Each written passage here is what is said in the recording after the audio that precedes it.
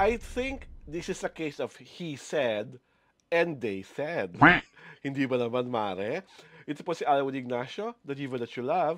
Kasama ko ang aking kumaring ultra maldita. Hi, this is Alex Brosas. Ito po ang The KT Show, ang tayo na talakayan Showbiz Edition. Kung kayo po ay nakasubaybay sa news, lalo na sa online news, alam niyo na po ang latest incident na kinasalaka ng mahusay na artistang si Baron Geisler. Diba? Pero po mga larawan na lumabas online na kinuha na ba siya ng mugshots? I don't know, yung parang yun yung kinocontest niya, parang it wasn't true. Okay. Oh, basta may nangyaring insidente na si Baron Geisler ang involved at supposedly nagkaroon siya ng unruly behavior sa isang lugar somewhere in Cebu because he was heavily intoxicated. Yun ang parang gist nung news event. But Baron came out with a statement, tama ba ako, Mare? Yeah. He did came out with a statement, parang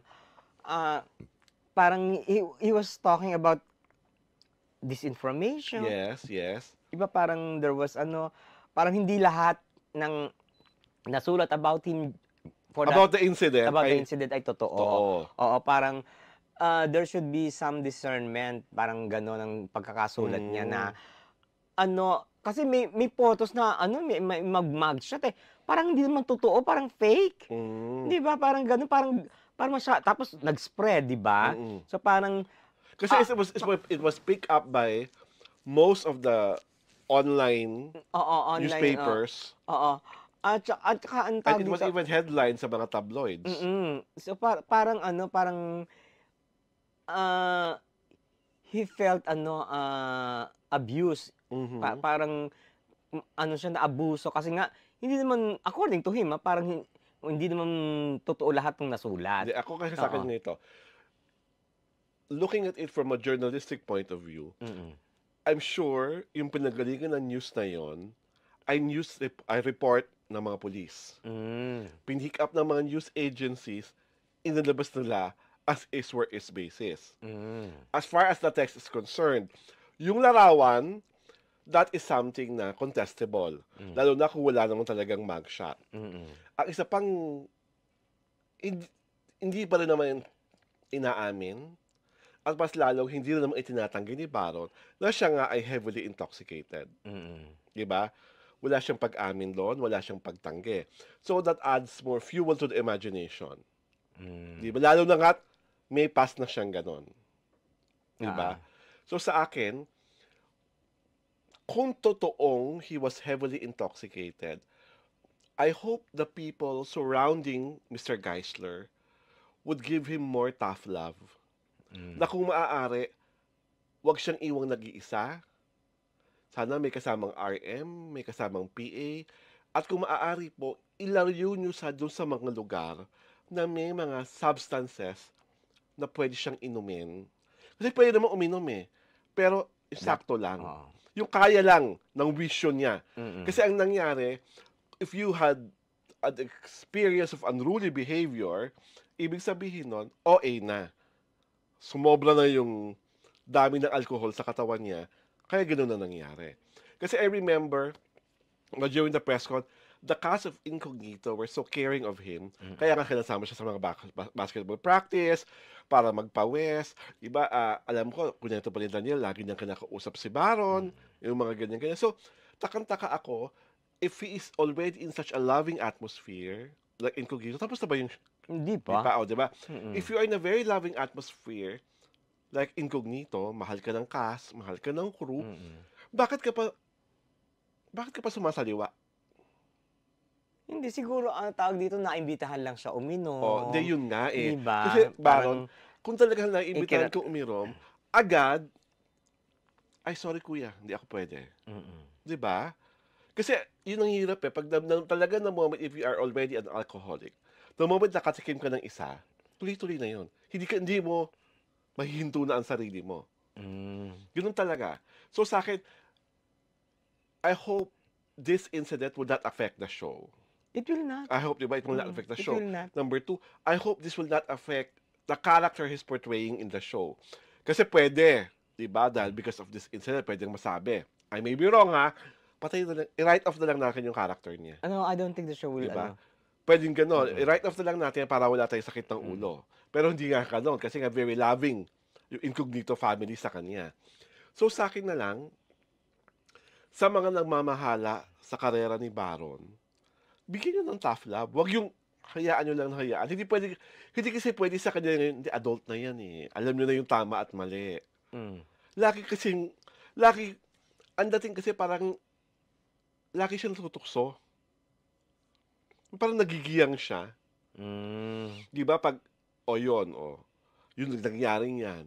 Bumulaga sa atin, nakita mo yung itsura niya, di ba? Talagang parang, so sa akin, alagaan niyo pong maigi si Baron Geisler na huwag siyang mapunta sa mga lugar o sitwasyon na makakatikim, makakalanghap ng kahit na anong alcoholic beverage.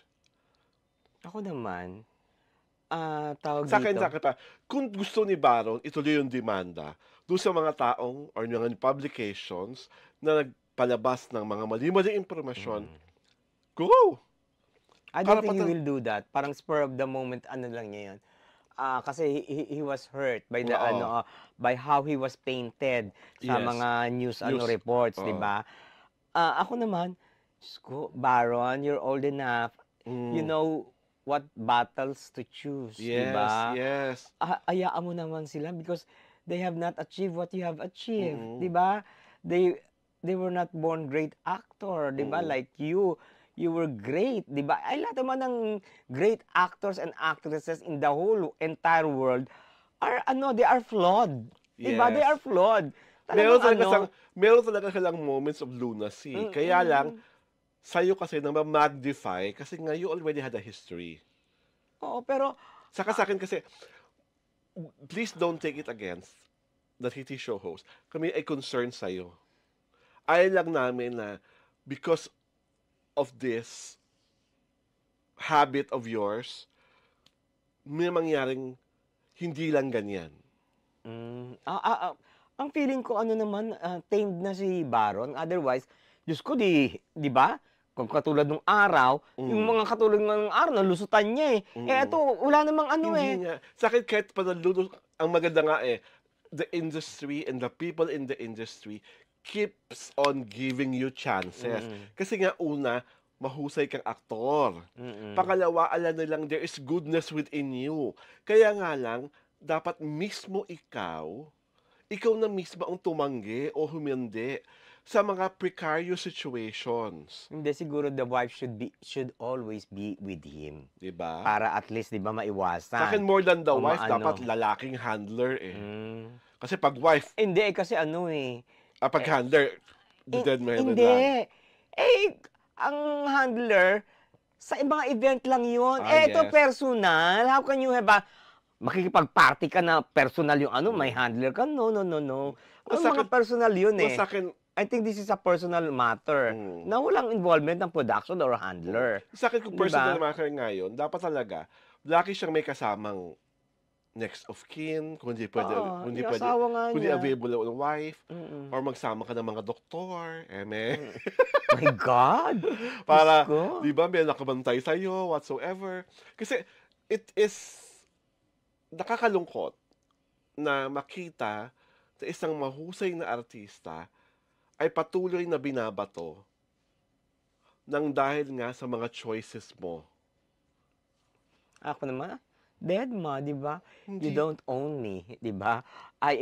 This is my life. This is the way I live. So, di ba? Hindi ko kayo inaabuso, hindi ko kayo tinatapakan, di ba? Wala nga siyang inaabuso, wala nga siyang tinapakan, pero yung unruly behavior mo at whatever that place, maraming nabuwiset. Maraming naagrabyado. Diba? So, you cannot, sabi nga ni the great Lea Salonga, no man is an island, Baron. Siyang So, sabi. oo, wala kang inaabuso, wala kang tinatapakan, wala kang inaapi. Pero yung ginawa mo na recent episode, tumaranta sa maraming tao. Well, there are always episodes of craziness. And this Yes. is one. Oh. 'Di ba? Well, And ganun lang 'yon, 'di ba? Kung kung anong kahinatnan, di tanggapin mo lang. Gano'n lang naman yun. Because it's your own doing, di ba? Well, I just hope this is one of the last crazy episodes mo. Kasi pag ito, nasundan agad, kagaya nga sabi ni Kumaring Ultra Maldita, bahala ka na dyan. Diba? Ito po si Alwin Ignacio, the diva that you love. Kasama ko aking Kumaring Ultra Maldita. Hi, this is Alex Brasas. Ito po ang Nakiti Show. Ang tayo na Talaken Showbiz Edition na syempre pa, inaanyayahan po namin kayo mag-subscribe sa aming YouTube pahina, Hadyari Torada, at sundan niyo kami sa aming Facebook pahina. Kami po yung inyong mapapanood tuwing Sabado at Linggo, alas 4 ng hapon. Muli, maraming salamat po sa pagmamahal, sa pagsuporta, at syempre pa, sa pagtangkilik sa The Titi Show. Magandang Sabado po sa ating lahat.